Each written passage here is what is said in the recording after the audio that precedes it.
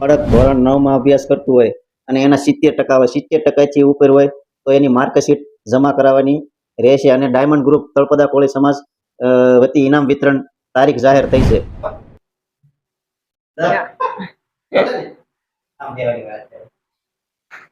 પડી ગયો જો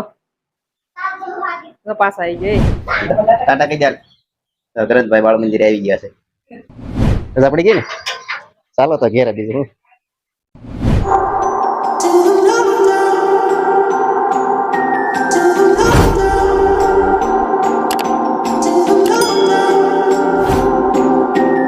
જય માતાજી, જય ગુરુદેવ. યુટ્યુબ ચેનલમાં તમારું હાર્દિક સ્વાગત છે મિત્રો. તો અમે જો સવારમાં કમ્પ્લીટ થઈ ગયા છે અને અમારા ગ્રંથભાઈને જો જવાનું છે બાળ મંદિરે. ગ્રંથભાઈનું માથું વળવાની તૈયારી થઈ ગઈ છે. ગ્રંથભાઈ બાળ મંદિરે જવાનું છે ને તમારે? હે જો ગ્રંથભાઈ બાળ મંદિરે જવા તૈયાર થઈ ગયા છે. અમારા અશુભાઈ હાલો, અશુભાઈ હાલો હાલો, બાળ ગાડી વાળા બે ચાલ. હાલ અમારા અશુભાઈ ની આવવાનું છે ને? હે હાલ 2000 ઓવર નથી ત્યાં. ચાલો તો અમારા ગ્રંથભાઈ ને જો અમે બાળ મંદિરે મૂકવા જાય છે. ગ્રંથભાઈ જવું છે ને બાળ મંદિરે? અમારા ગ્રંથભાઈ ને તો બાળ મંદિરે જવું તો બહુ જ ગમે ને. હે અમારા ઓલા યશુભાઈ ને કઈ ન ગમે. ચાલો તો હવે ગ્રંથભાઈ ને બાળ મંદિરે મૂકીએ. કા ગ્રંથભાઈ? હાલો ને ભાઈ બાળ મંદિરે.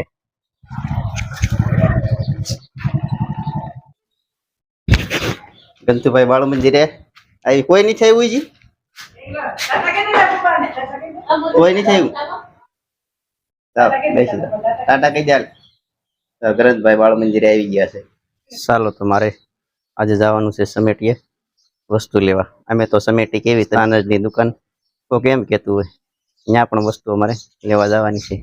જો પાસ લઈને આપણે જઈએ. જો આપણે છે BPL નો પાસ. આમાં બધી વસ્તુ સસ્તી આવે છે.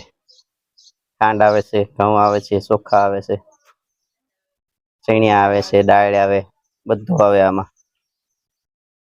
ચાલો તો આપણે આવી ગયા છે એવી સસ્તા અનાજની દુકાને. જો અહીંયા બધું માણસો સસ્તા અનાજની દુકાને વસ્તુ લેવા પહોંચી ગયું છે. આપણે વસ્તુ લેવાની હતી દુકાનમાંથી બધી આપણે વસ્તુ લઈ લીધી હતી. જો આપણે રેશનિંગ થી ઘઉં ચોખા લઈને ઘેરે આવતા રહ્યા છીએ. જો મળી છે તૈયાર માટે લઈ જવા. કા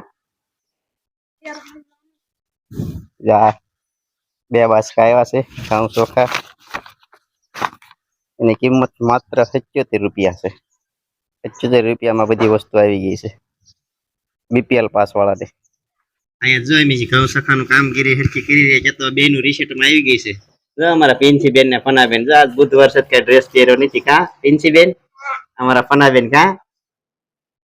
અને જો રજા હોય ત્યાં જો આવું ખાખા ખોળા ક્યાંક સરખું કીરા રાખે. છોકરા સોપડા જો અહીંયા બધા મળી હરખા કરવા. કોઈ છોકરા હોય નહીં ત્યાં આવું બધું પીન નાખે. કા નવરા રજામાં જો આ કેટલા કલર વાળા બધું ભેગું કર્યું. અહીંયા 4 તો હજી નવા પડ્યા હતા. બધા લે જ કરે. પૈસા આપી આવું લઈ આવે ભણવાની વસ્તુ બધી.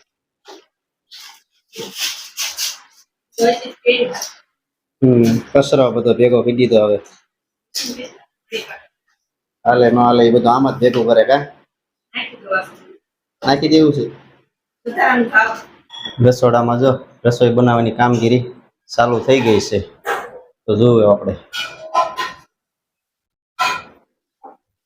શું ચાલુ થઈ ગયું છે. હવે શેનું બન્યું? સોલે શેણાનું શાક. જો સોલે શેણાનું શાક બનાવી નાખ્યું છે. રોટલી કે ભાખરી બેમાંથી એક બનાવી નાખે એમ ને. 12 વાગી ગયા છે ને આપણે વરસાદ ચાલુ થઈ ગયો છે. જો વાતાવરણ પવન ને બધું મળ્યું છે આવવા. વરસાદ ચાલુ થઈ ગયો છે. બનવા મળી છે ભાખરી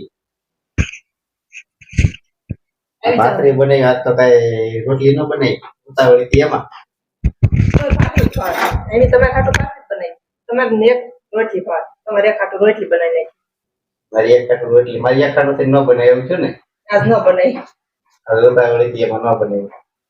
વરસાદ ઘડીએ આવે તો જો કઈ ઘઉં તપવા દેતા નથી કા હા ઘડીક બાજ લઈ ઘડીક કપડા લેવી ઘડીક ઘઉં લેવી ત્યાં પછી રાંધવા આવી બધું પલાળી દે એવું થાય ને હા વરસાદ વારંવાર આવ્યા કરે છે ગ્રંથભાઈ ને જો પડી ગઈ છે રજા કા ગ્રંથભાઈ રજા પડી ગઈ ને ચાલો તો ઘેરે બીજું હું ગ્રંથભાઈ જો બાળ મંજીરી થી ઘેરે આવી ગયા છે હો ગ્રંથભાઈ ને પડી ગઈ છે રજા કેમ ગ્રંથભાઈ મજા આવી ગઈ ને જો ટાટા મીડિયા છે કરવા હો ગ્રંથ આપણે જો બપોરા થઈ ગયા છે હવે થોડુંક જમી લેવી જમવામાં જો છે ભાખરી ચોલે સૈણાનું શાક છાશ ડુંગળી અથાણું જા જમવા બેસી ગઈ છે કા ભૂખ લાગી ગઈ છે ગણેશભાઈ તમે બાળ મંદિરે જમીન આવ્યા કે બાકી છે તમારે હું ખાઈને આવ્યો તે શું ખાધું અહીંયા દાળ ભાત ને બટેકાનું શાક ને ચાવલ દાળ ભાત બટેટાનું શાક ને શેરો હે તો તમારે અહીં સૈણા સોલે સૈણા શાક ખાવાનું છે આ લેવી શું લેવા એના હાથનું ખાવાનું છે આથણું ખાવાનું છે નવું હાથનું શરૂ કરી દીધું કા હા નવું આથણું બનાવવામાં ખાખાત કરે નખો નવું હોય ત્યાં લગે ન ખાય પછી ન થાય રજા પડી ગઈ છે જો આવે છે અમારા પિંચી બેન ની બધા હા જો રજા પડી ગઈ હે રજા પડી ગઈ ને કિનલ બેન ની રજા પડી ગઈ કિનલ બેન હા જો અમારા કિનલ બેન ફના બેન ને જમવાનું બાકી હતું જો બેહી ગયા કા બેહી ગયા ને તો અમારા કિનલ બેન નો વારો આવ્યો છે કા કિનલ બેન કિનલ બેન જો વાસણ મીડિયા હુટકવા આવે હવે તઈને ટાઈમ તમારો વારો ને ભણીને આવીને હવે યાદ કરવાનું તમારે રાંધવાનું મારે રાંધવાનું હોય છે ને હા ચાલો એને રાંધવાનું હોય છે અમારા ગ્રંથભાઈ જો ગેરિયો ફેર્યો જો જો લે અહીંયા જો ગેરિયા વાળી છે